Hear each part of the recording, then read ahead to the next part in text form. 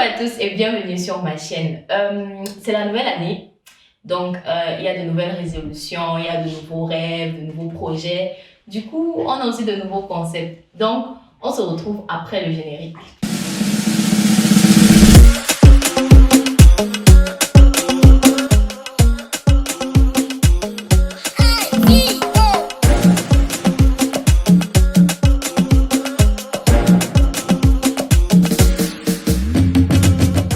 Alors, comme je le disais, bienvenue sur ma chaîne, c'est la nouvelle année, nouveaux défis, nouvelles personnes à découvrir. Aujourd'hui, nous sommes dans un focus time et nous allons découvrir une nouvelle personne.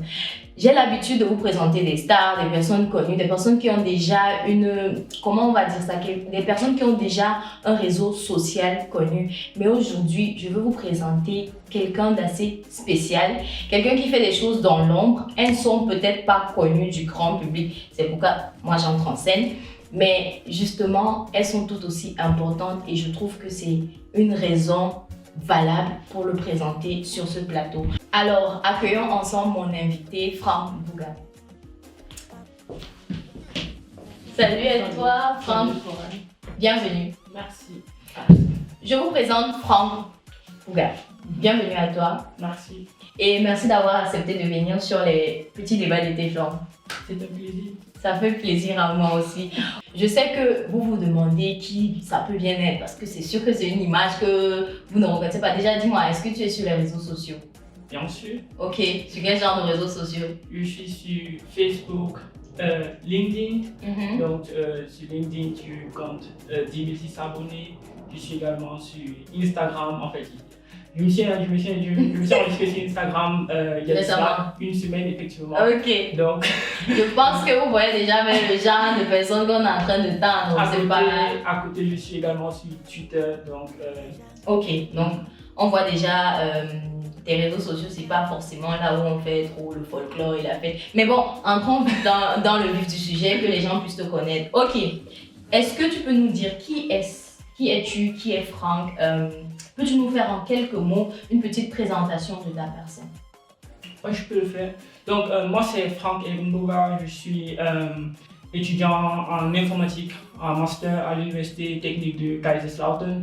Donc, à côté de ça, je suis quelqu'un d'extrêmement passionné par le développement social, humain, économique et politique de l'Afrique. Ok. Du coup, j'ai comme rêve de faire une réincarnation de l'Afrique et aussi de participer pour changer le monde. Est-ce que vous entendez ça? C'est pas le genre de présentation que les gens viennent ici dire que bon, bref, je ne suis pas retirée sur mes anciens invités. Tout le monde est aussi intéressant. En tout cas, ce sont de très belles phrases. Moi, ça m'inspire dès le début. Donc, je vais te demander, quelle est, Franck, ton idéologie? En fait, comment est-ce que c'est quoi ton idéologie dans la vie? Peut-être c'est à ça que tu as répondu tout à l'heure. Bon, mon idéologie, je vais le segmenter sur une idéologie africaine et aussi occidentale. Sur le thème africain, je pense que voilà, pour beaucoup de personnes qui croient en Dieu, ou bien du moins qui croient qu'il y a un être suprême, effectivement. Donc je pense qu'il n'a pas dit que l'Afrique est appelée à sombrer de cette façon, du moins avec l'Afrique qui pèse plus de 13 trilliards de dollars. Donc du coup, pour moi, chaque Africain est appelé actuellement à participer du mieux qu'il peut pour pouvoir réussir à pousser le développement de l'Afrique. Ok, donc c'est ça ton idéologie. Et sur le plan occidental, parce que tu as... Sur le plan occidental, je pense que nous les Africains, on peut aussi faire des choses pour changer le monde. On voit par exemple l'un de mes idoles, comme Elon Musk, qui est un Africain, je dois le dire ainsi, malgré qu'il est aujourd'hui américain, mais il est un Africain à la base. Et voilà, on voit qu'il est à la tête. Fait des choses. Effectivement, l'homme le plus riche du monde actuel, c'est lui, quoi. Ok. Et comment est-ce que tu comptes la transmettre? Comment est-ce que tu la transmets au quotidien, cette idéologie, cette façon de voir les choses? Bon, déjà, ça fait déjà, par exemple, 2 ans, j'ai totalement décidé de transformer ma vie en projet.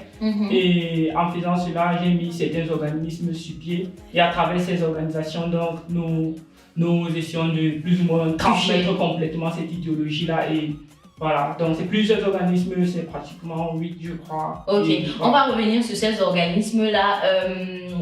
avant d'y arriver, je vais te demander, c'est quoi ton rêve dans la vie? Bon, je te pose peut-être des questions auxquelles tu as déjà répondu à ta présentation, mais quand même, on va suivre mon questionnaire. C'est quoi ton rêve dans la vie et comment est-ce que tu te vois dans 5 à 10 ans? Mon rêve est de réincarner l'Afrique, c'est-à-dire de transformer complètement tout le social, humain, économique et plus tard politique de l'Afrique, c'est-à-dire de pouvoir réussir à compléter vraiment le développement africain nécessaire. C'est vrai, ça semble stupide pour beaucoup de personnes, mais il n'est pas interdit de rêver et de participer vraiment à faire avancer la technologie dans le monde. Exactement. Et toi, ton secteur, c'est beaucoup plus le secteur technologique, donc c'est ça, informatique, ou bien tu touches un peu tous les secteurs? Non, c'est pas juste le secteur informatique. Déjà, ces organismes sont beaucoup plus sur le plan social, donc avec tout ce secteur-là. Et puis, à côté, avec pas mal d'activités que nous avons mis sur pied, nous rêvons aussi de réaliser des business empires, comme par exemple James Tata, qui est le fondateur de l'Empire Tata Group, qui est présent dans 100 pays. Donc, on rêve aussi de créer des empires qui seront présents dans tous les secteurs, que ce soit les médias, la santé, les industries, la technologie, ainsi de suite. Quoi. Ok, en tout cas, j'espère que vous êtes concentrés parce que là, on va entrer maintenant dans le vif du sujet parce que je sais qu'il y a des gens qui sont encore en mode, mais il fait même quoi? Ok, Franck, avec l'équipe, on a fait quelques recherches sur toi, sur ce que tu fais au quotidien. Donc, je vais énumérer quelques choses, quelques petites que j'ai trouvées parce qu'il y en a tellement. Donc, en un, tu es instigateur et membre du groupe Silicon Village. Tu vas nous en parler sûrement. Tu es membre de plusieurs organisations allemandes parce que oui, on est en Allemagne, comme la Mageltan et Verein et la FIT. Tu es membre de la Startup Gate, qui est aussi représentée à la Technische Universität, c'est-à-dire l'université de la ville de Kaiserslautern où nous nous trouvons actuellement. Tu es instigateur et président de l'ADI, c'est-à-dire la grande communauté dont tu parlais tout à l'heure. Tu vas y revenir encore. Tu es instigateur et membre du groupe Just Code KL, Just Friends for Business Worldwide. Comment est-ce que tu fais pour être autant investi dans tous ces groupes? Bon, désolé de sourire, c'est pas grave, mais explique-nous. En fait, tout part vraiment à ma définition. Je dois l'avouer, c'est une très courte histoire. Donc, je suis arrivé ici en Allemagne il y a de cela 3 ans et demi, donc pratiquement 4 ans, le 17 septembre 2016. Et puis, je me suis baladé, j'ai vu les toilettes étaient pratiquement tout en carreau, les routes sont goudronnées, même les champs étaient pratiquement goudronnés. Oui, non, c'est des remarques comme ça. Donc, je suis resté comme ça, je me suis mis à pleurer et j'ai dit ça ne peut pas continuer comme ça. Bon, pleurer là, c'est les larmes les vraies larmes qui ont coulé, quoi. Je me suis dit ça ne peut pas continuer comme ça avec notre continent africain. Et il faut vraiment qu'on lance des activités qui vont retransformer complètement les personnes, nos générations. Du moins, on participe à le faire parce qu'il y a beaucoup de personnes derrière avec qui on travaille.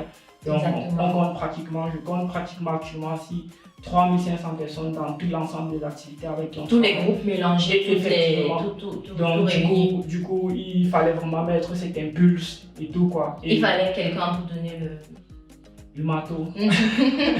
Bon, pas pour dire que je suis méchante, quoi. Non, du tout. Tu es un visionnaire, on l'aura compris. Les gens vont le comprendre après cette interview. Donc, justement, à partir de là, cette motivation est arrivée. J'ai essayé de segmenter mon temps, c'est-à-dire de regarder, voilà, il fallait payer ses factures pour étudier, surtout quand on étudie informatique. Et tu les payais comment tes factures? Bon, tu les payais comment ton école? C'est vrai que avant que je ne commence mes études, j'ai fait un détour pour travailler dans une fabrique. Et il faut que j'avoue que je rentrais en courant, donc du coup, ça m'a un peu frustré. Je me suis rendu compte que je suis en train d'étudier informatique et avec mes compétences en informatique, je peux faire beaucoup de choses. Donc c'est comme ça que je me suis lancé, j'ai appliqué pour 50 entreprises, ils m'ont tous refusé. Avant de trouver la 51e entreprise qui m'a accepté à Mannheim, qui est l'une des 10e meilleures startups en 2018, qui était l'une des 10e meilleures startups en 2018 dans l'intelligence artificielle. Donc, quitté de là, j'ai donc intégré aussi d'autres entreprises comme Bombardier qui fabrique et vend les avions, plus de 13 000 trains et avions partout dans le monde, avant donc de chuter à la Fraunhofer, je crois, à la Fraunhofer. Oui, l'Institut de recherche scientifique ici à Paris. Voilà, donc c'est un peu tout ce palmarès. J'ai envie de préciser avant qu'il ne continue que tout ceci, il le fait pendant cette étude, en fait, réalisons ensemble en même temps. C'est vrai, et c'est aussi vrai que c'est 20 heures par semaine, donc on peut s'imaginer 20 heures par semaine, on peut s'imaginer que tu ne dors pas pour les études, voilà, donc. Et du coup, tu ne dors pas. J'ai passé pas mal et en même temps, il y a le côté où tu penses à l'Afrique et tu mets ces groupes. Ok, rentrons un peu dans les groupes et parle-moi un peu de... Je sais pas, Silicon Village par exemple, tu es instigateur et membre de ce groupe. C'est un groupe, il est sous quelle forme? WhatsApp je veux dire, il est sous quelle forme? Il est effectivement sur la forme WhatsApp. Donc Silicon Village, c'est tout simplement parce que voilà, vendredi soir, généralement, des gens peuvent choisir de faire la pisciculture ou bien de voir Netflix et tout. Voilà, nous on a choisi le vendredi pour se rassembler une fois par mois, passer une nuit blanche et programmer. Et quand on n'a pas envie de programmer, par exemple, voir un film Netflix. Mais ce film Netflix est relié à la programmation. Donc, ok. Plus ou moins, on est dans un écosystème qui maintient. Exactement, qui maintient le cerveau au travail. Ok. Et l'organisation allemande, comme la Magelton par exemple, ou bien FIT, parlons-nous un peu, qu'est-ce qu'on fait là-bas dans cette organisation? Qu'est-ce que vous faites concrètement? FIT, pas trop à dire, FIT veut vraiment participer parce que les étudiants allemands, africains, en fait, les étudiants qui étudient informatique à l'université technique de Kaiserslautern puissent vraiment mieux se sentir, que voilà, beaucoup plus de personnes puissent s'engager pour l'insertion. Effectivement, donc du coup on travaille avec nos chefs de département et beaucoup d'autres personnes, une des personnes spéciales comme Herr Christian Bochner qui est un très grand ami allemand moi. Donc voilà. Et donc, du coup, vous recensez un peu les étudiants informaticiens, bon, ceux qui veulent faire informatique, camerounais d'ailleurs, on a un programme déjà, par exemple, il y a des journées ouvertes où voilà, ça peut être une journée de carrière où on présente pas mal d'entreprises, on invite pas mal d'entreprises à l'université technique de Kaiserslautern. Et tout voilà. Mais là, je suis plus ou moins pas trop impliqué, beaucoup plus sur le plan idées, conseils et tout. Donc, mais c'est dans le Magellan-Verein que je me suis engagé juste un seul jour après que je suis arrivé en Allemagne. Waouh, ok. Et franchement, c'est fascinant. Et parlons de la Startup Gate. Qu'est-ce qu'elle fait, elle? Celle dans laquelle tu es aussi membre. La Startup Gate, je suis membre membre exécutif de l'un de leurs démembrements. C'est une organisation allemande. Et voilà, l'objectif de la Startup Gate est de pouvoir réussir à rassembler les jeunes passionnés par l'entrepreneuriat qui sont un peu de partout dans le monde et leur soutenir pour que voilà, ils puissent facilement créer leur start-up ici en Allemagne après les études et tout doucement quoi, et leur cultiver aussi en quelque sorte sur ce plan. Ok, d'accord. Donc ce qu'on va faire, c'est rentrer dans un des projets que moi je sais, tu es instigateur et tu es président, c'est ADI. Déjà, je voudrais que tu nous définisses ADI et que tu nous dises exactement quelles sont les actions menées par ADI jusqu'à nos jours en Afrique. Qu'est-ce qui a été fait? Qu'est-ce qui est fait par ADI? Comment vous le faites? Déjà, ADI, ça signifie quoi? J'aurais très bien aimé répondre à la question maintenant, mais je ne sais pas si je peux donner une courte idée à propos du Magellan-Verein que tu as mentionné en haut. Le Magellan-Verein, c'est une organisation allemande où je suis impliqué depuis 4 ans déjà. Et je trouve ça très important pour les jeunes de s'impliquer dans les organismes allemands. Là, par exemple, on combat vraiment le racisme. On voit aujourd'hui, des Allemands qui sont polis, des gens qui sont polis, et on se dit non, vraiment ils sont bien éduqués. Mais derrière, il y a des gens qui travaillent et là aussi, je fais partie de ces gens qui partent dans les écoles pour participer, sensibiliser sur le racisme et tout. Ah d'accord. Vous allez dans des universités et vous faites des présentations. On travaille constamment avec le ministère de Sachsen-Anhalt et tout. Donc le président du côté organisationnel du Magellan-Verein, effectivement, c'est par exemple Constantin Müller, qui est aussi un grand frère allemand vraiment qui vous aide beaucoup soutenir quoi. Ok. Merci.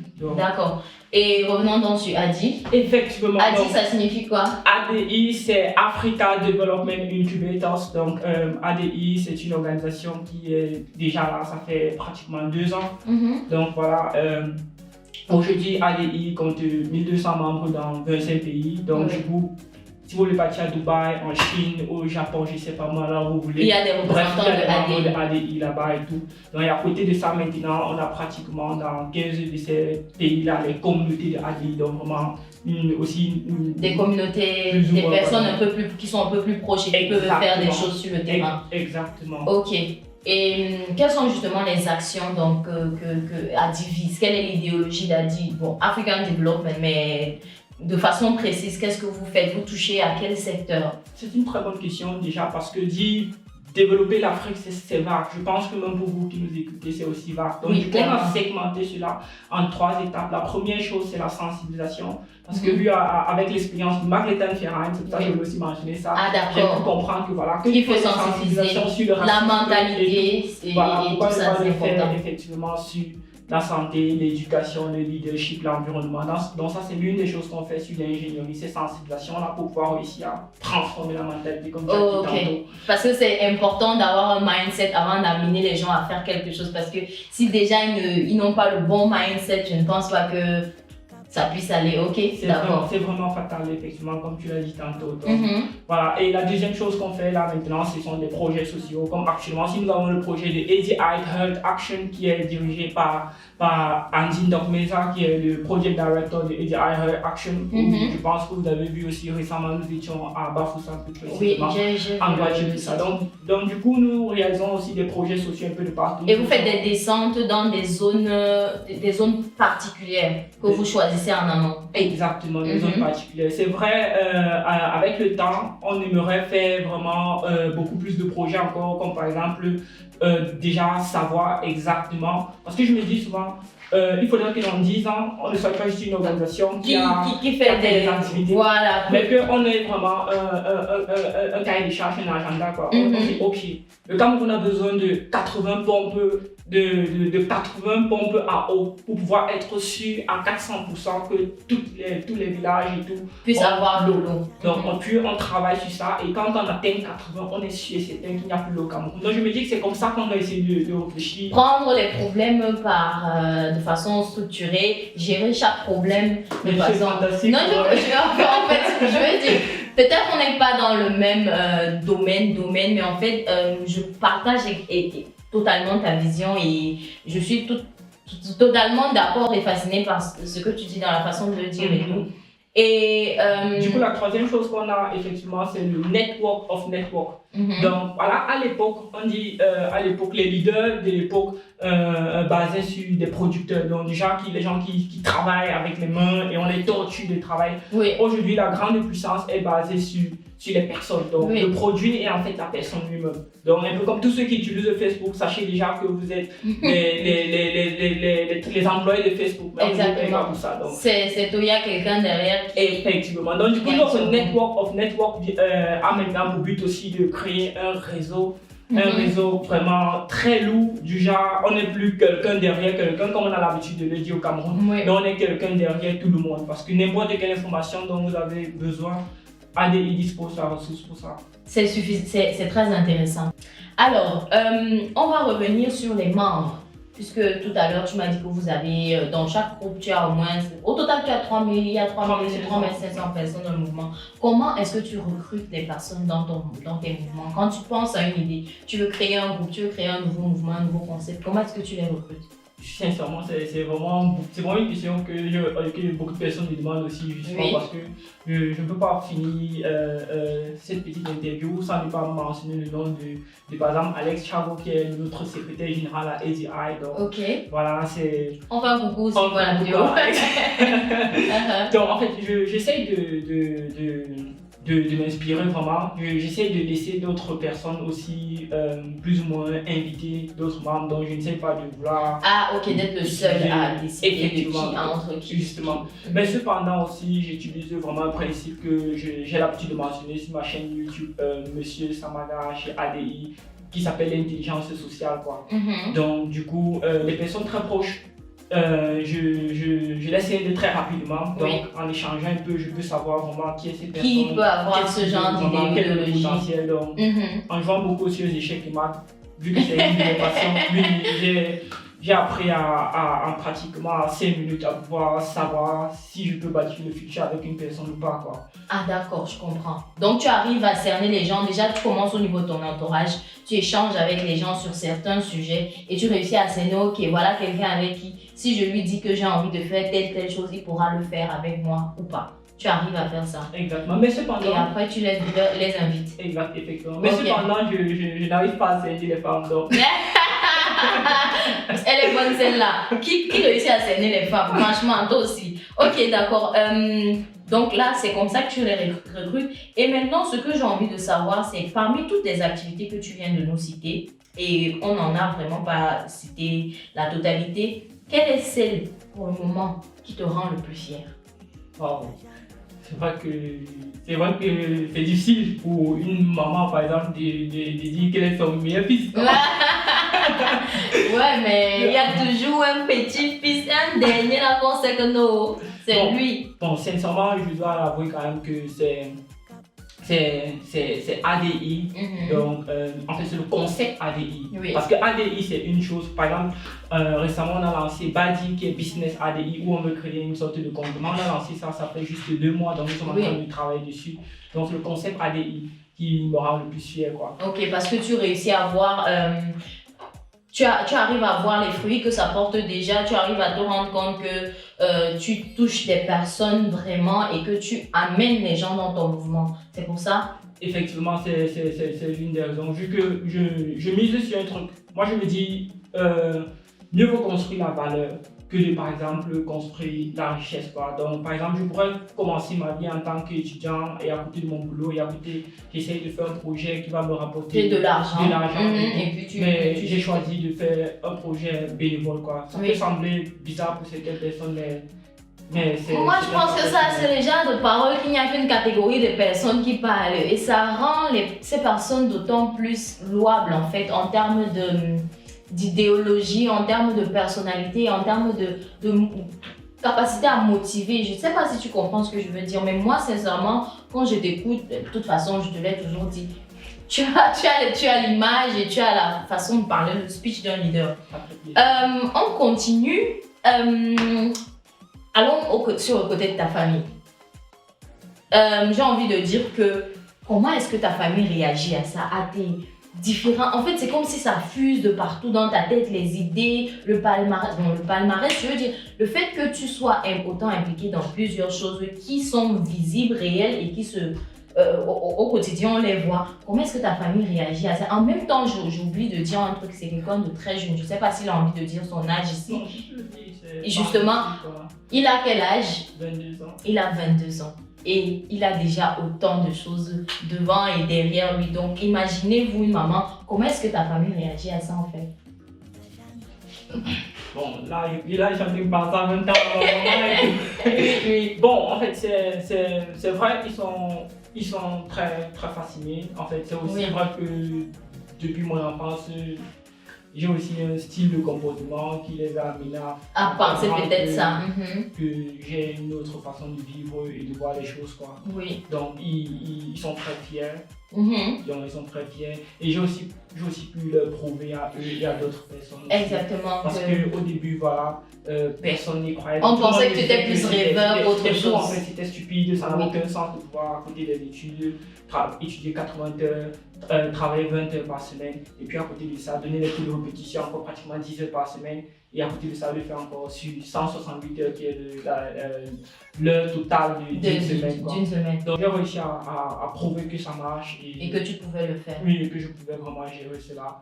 Et tout, donc du coup, ils sont vraiment très passionnés et ils me soutiennent vraiment. Ils te suivent dans Je ne manque pas de dire aussi merci, par exemple, à ma grande sœur. Bien sûr, à ma grande sœur Christelle Djembi, qui est la cofondatrice, par exemple, de ADI, qui est aussi ingénieure à IBM. Donc, elle me soutient vraiment depuis le début et ensemble, on a pu téléporter ADI aussi aux États-Unis, entrer dans certains articles de IBM qui plus ou moins sont utiles, quoi. Non, clairement. Après, c'est des choses, moi je trouve que là, la communauté camerounaise qui va nous écouter ici va un peu peut-être penser qu'on est trop en l'air, mais je vous rassure, tout ce qui se dit ici, c'est des choses réelles. Il a 22 ans, il a fait tout ce qu'il a dit, il est en train de faire tout ce qu'il est en train de dire. Et j'ai vu, j'ai lu, c'est des articles, il y a des articles, vous pouvez les lire. Je vais mettre en barre d'infos les liens de comment en fait rentrer en contact avec lui, avec ses partenaires et rentrer dans les groupes si c'est possible.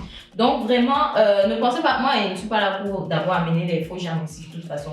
Donc, on va aller, parle-nous un peu des difficultés. Vraiment, on va aller très vite parce qu'il faudrait qu'on pense à finir. Les difficultés que tu rencontres dans ce domaine, dans ces domaines-là, dans toute cette idée que tu as, dans cette volonté, cette motivation que tu as. Quels sont les défis auxquels tu fais face? L'une des grosses difficultés est le fait que ça prend énormément de temps pour transformer le cœur d'une personne en fait. Oui. De telle manière que cette personne s'engage et comprend que voilà, il n'y a que 4 grandes options pour participer à un débat social, économique, humain et politique. Donc ça prend énormément de temps, il a besoin parfois des preuves, de le motiver constamment. Constamment, de revenir vers lui, de revenir vers lui. Et puis justement, donc c'est l'une des très grandes difficultés effectivement. Mais quand vous réussissez à le faire, peu importe l'activité que vous faites, je pense que voilà, c'est un train qui marche et il y a des passages. Ok. Franchement, moi je sais pas quoi dire, je sais pas pour vous, mais moi je suis enjaillée. Moi j'aime savoir que on a des personnes comme ça encore sur terre, même on va dire ça comme ça, et c'est vraiment quelque chose qui ne peut que inspirer la communauté camerounaise, parce que moi je suis pour que on pense beaucoup plus développement, on pense beaucoup plus s'investir dans le développement, dans la création de travail, dans la création d'opportunités, dans la création de tout ce que tu veux, mais qu'on pense vraiment à ça pour une nation plus unie, pour un bien commun que pour quelque chose de personnel. Donc on va poser la dernière question qui est la question phare du Focus Time, celle de savoir si tu avais en face de toi quelqu'un que tu sais avoir du talent, avoir des rêves, avoir de la personnalité et la possibilité même de réaliser de grandes choses, mais qui a peur à cause de la mentalité ou bien des tabous ou bien des difficultés de la vie, peu importe, qu'est-ce que tu lui dirais? Bon, la seule chose que j'ai à dire, c'est on ne vit pas 2 fois.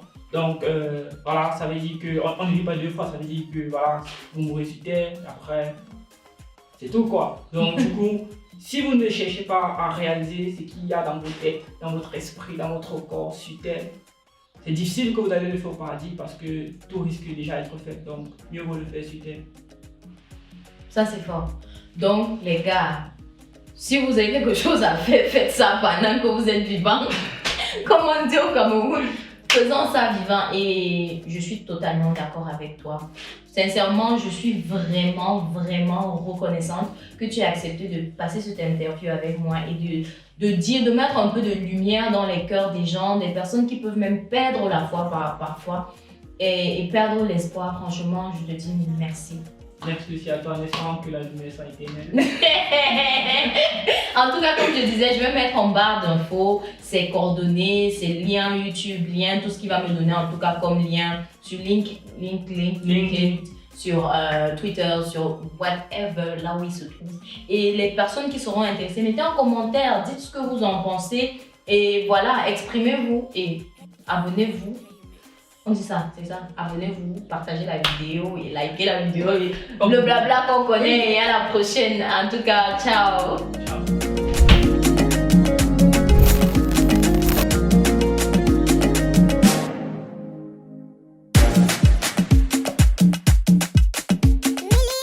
Alors, accueillons ensemble mon invité. Normal.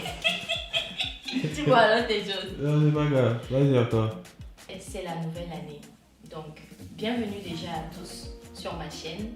Ici, c'est LPDDT. Comment. Tu t'en coupes trop. Pas le flux. Quand il fallait plus, justement, il était en train de... C'est ma chaîne. Ok. Vas-y, ouais, ne me stresse pas. Vas-y, tu veux y aller. Non, il ne faut pas te stresser. Bon, Souffle ok. juste un peu. Souffle, respire. Ok. Non, respire en vrai. Voilà. Good.